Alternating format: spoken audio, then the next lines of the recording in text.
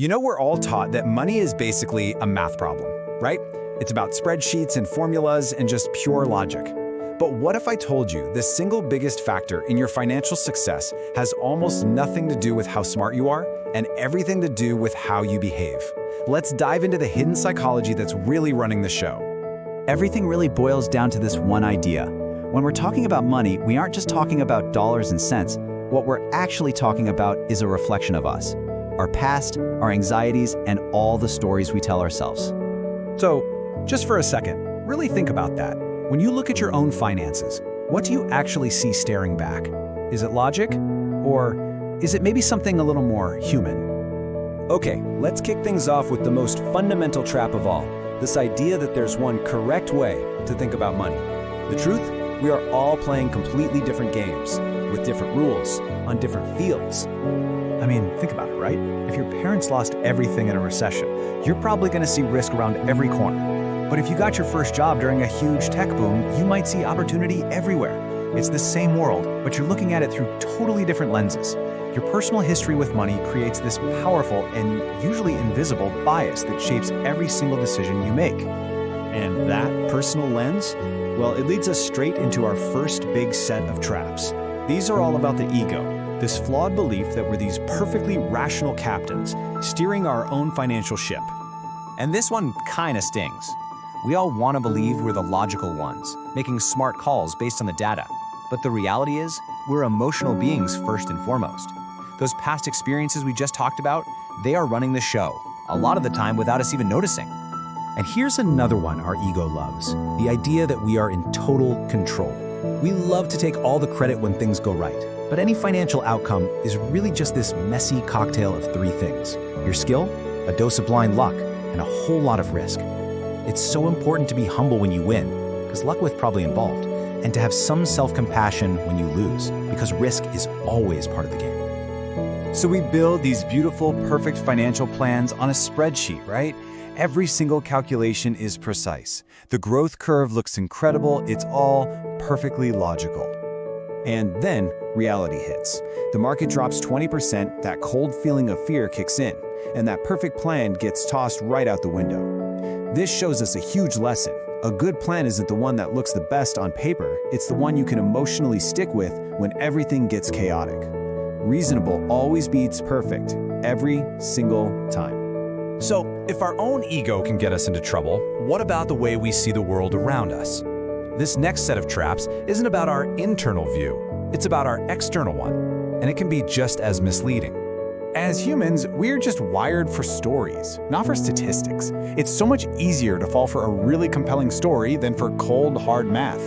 We get swept up in the story of getting rich overnight from a meme stock, or the story of an influencer's amazing lifestyle, and it blinds us to the insane odds stacked against us. You always have to ask yourself, do I believe this because it's actually true, or just because the story feels good? Now this is probably one of the most misunderstood ideas in all of finance. We confuse looking rich with being rich, but they're opposites. Looking rich is about spending money. Being truly wealthy is about not spending it. It's the fancy car you didn't buy, the first-class ticket you skipped. Real wealth is quiet, it's hidden. We also fall into what you could call the pessimism trap, because bad news just feels smarter, doesn't it? It feels more urgent. Disasters like the dot-com bust or the 2008 crisis are loud, they're fast, and they stick in our minds. But what about long-term progress? Well, that's slow, it's quiet, and it's really easy to ignore. In the short term, pessimism sounds wise, but over decades, it's optimism that actually pays off.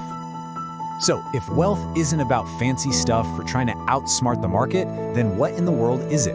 This is where we stop just avoiding the traps and start building a real, lasting foundation. Just look at this chart. It's not about hitting home runs. It's not about finding that 1 in a million stock that goes up 1,000%. Wealth is built on something way more powerful. Good, solid returns, repeated over a very, very long time. Time is the most powerful force in finance, and believe me, it will do most of the heavy lifting for you if you just get out of its way. I love this way of reframing what saving is. It's not about depriving yourself. It's about creating a gap between what you could spend to impress other people and what you actually spend. Every single dollar you don't use to puff up your ego is a dollar that's buying you freedom. And that, right there, is what this all leads to. The ultimate prize, the highest form of wealth. It isn't a fancy car or a huge house. It's the ability to wake up in the morning and say to yourself, I can do whatever I want today. That control over your own time, that is the most valuable asset money could ever buy. So how do we tie all of this together? Well, it comes down to one final unifying mindset. See, getting rich isn't a sprint, and staying wealthy, that's a marathon. The way of thinking that gets you to the top is not the same way of thinking that keeps you there. Building wealth often takes some risk, some boldness, some optimism. But preserving that wealth, that requires the total opposite.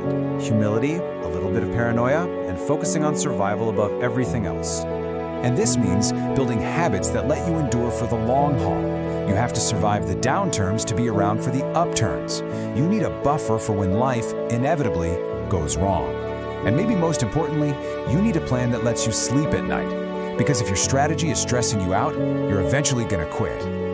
And that's really the big takeaway here. Forget about getting rich quick. The real game is about staying calm, being patient, and just playing long enough for time to work its incredible magic. It's not a sprint, it's a test of endurance. So the only question left is, have you trained your mind for the long run? Like, comment, and share this video. Subscribe my channel now. Thank you for watching.